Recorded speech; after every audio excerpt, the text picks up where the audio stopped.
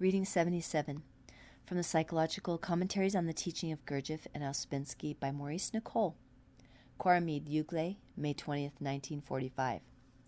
A note on the pendulum and third force. As you know, the pendulum swings always between opposites, whether literally as in events of life such as war and peace, or summer and winter, or psychologically between love and hate, and so on. G once said that man lacked third force. He meant, first of all, that man, who is created to become a conscious being, swings between the opposites in himself and is governed by the swing of opposite events in life. For example, war starts and we are governed by it. Mr. O once said some years before this war that people do not comprehend how they are governed by changing events, imagining that they are always free. They say in time of peace that they will never, under any circumstances, go to war again. And, he added, when a new war starts, they always justify themselves and explain why they must do as they do, that is, as they cannot help doing. Now, G, in teaching this work, always emphasized that we were not yet conscious, but could be so, and were made to be so. Sometimes he explained this by saying that a man was not conscious in third force. He said on one occasion that everyone must bring the third force into his life in order to develop. By work definition, all manifestations are due to the action of three forces called active, passive, and neutralizing forces. Active and passive forces are on the opposites and cancel each other out, as it is expressed scientifically in Newton's first law of motion, that to every force there is an equal and opposite force. This law, of course, is not true as it stands, because if things were like that, nothing could take place. Nothing could move. If Newton had added that to every force there is eventually in time an equal and opposite force, it would probably not have been necessary for Einstein to bring the fourth dimension of time into the study of physics. Yet physics today, even though introducing the new factor of time, has not yet reached in any deep sense the idea that there is actually a third force that acts between the pendulum opposites. The third or neutralizing force in the work is defined in many ways. One way is to say that it is the uniting force, that force that acts between yes or no, active or passive, and makes something that is neither. You know that in statistics you have laws of averages. For example, so many people % always die at 50 or 60, and on this statistical law, applying to large numbers, all insurance is based. On an average, you will have so many gas molecules going one way, so many in another way, out of millions, and as a result, you can make laws about the behavior of gases under pressure and temperature. But such laws are based on large numbers, and so are called statistical. If you cast a penny 1,000,000 times, you will get an average of heads and tails that are more or less is in equilibrium. This science of statistics is derived, really, from the idea that there is an equilibrium in things. That is, it is based on the law of the pendulum. But there is another force apart from the opposites at work in life, in ourselves, and throughout the universe. This is the law of three forces.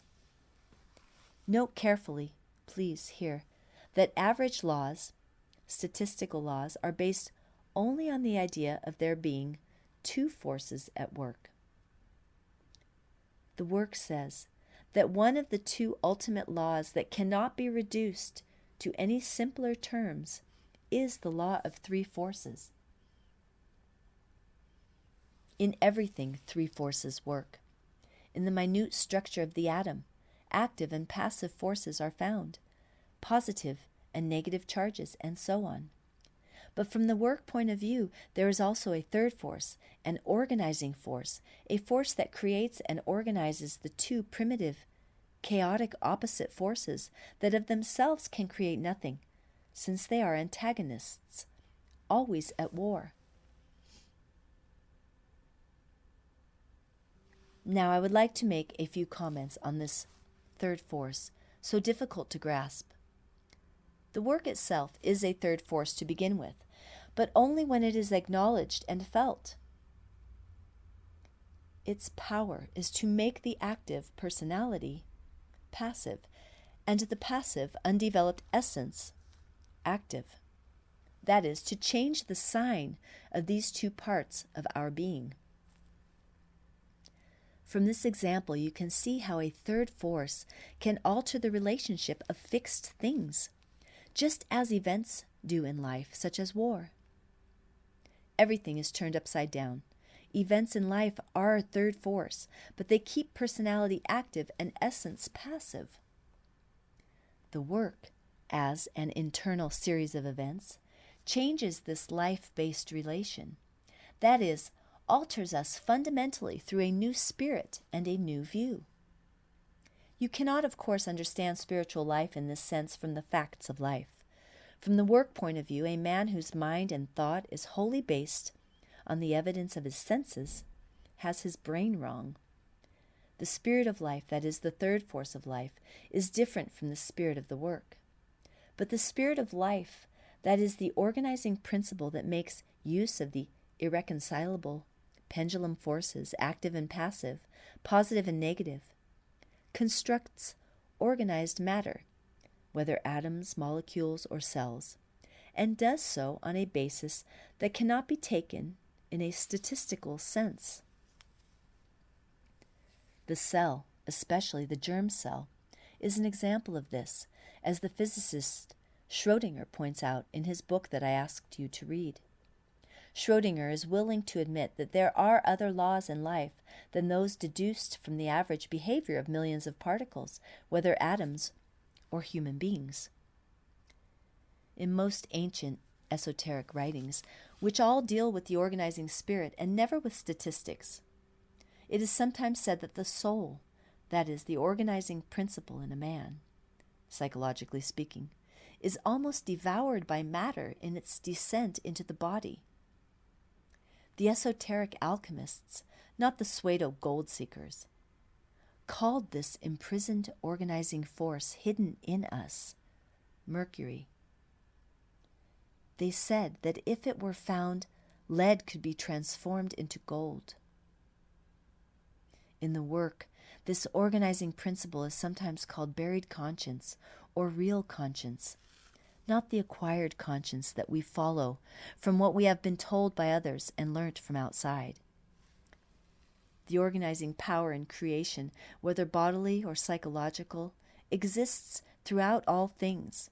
This is the third force, and it seeks to build up by successive stages of separation something different from that in which it is lodged, so that in our case the finer matters in us are gradually freed from the heavier, more chaotic, unorganized matters. It is this third force that seeks to bring about the evolution of all things, to find new and better combinations and relations between the active and passive forces constituting matter, or better expressed, the opposite forces that cannot create alone and so are comparable to chaos. Organizing spirit, organizing third force, which itself is buried in material chaos and works always to make something new out of it, and so to free itself ultimately, is what we see right before us and yet cannot see. A person may be given new ideas, a new form of third force, as in the case of the work. Do you remember the man who buried his talent in the earth? The spirit of the work is not a thing you can touch or handle, nor indeed is any form of spirit. Is the esprit de corps of a regiment a thing you can see? It is real and invisible. You remember how in the parable of the talents, some made more of the spirit given them. One did nothing. he put the spirit given him into the earth. Quote, "For it is as when a man going into another country called his own servants, and delivered unto them his goods. And unto one he gave 5 talents, unto another 2, to another 1, to each according to his several ability. And he went on his journey. Straightway he that received the 5 talents went and traded with them, and made other 5 talents. In like manner he also that received the 2 gained other 2. But he that received the 1 went away and digged in the earth, and hid his Lord's money. Now after a long time the Lord of those servants cometh, and maketh a reckoning with them. And he that received the 5 talents came and brought other 5 talents, saying, Lord, thou deliverest unto me 5 talents. Lo, I have gained other 5 talents. His Lord said unto him, Well done, good and faithful servant. Thou hast been faithful over a few things. I will set thee over many things. Enter thou into the joy of thy Lord.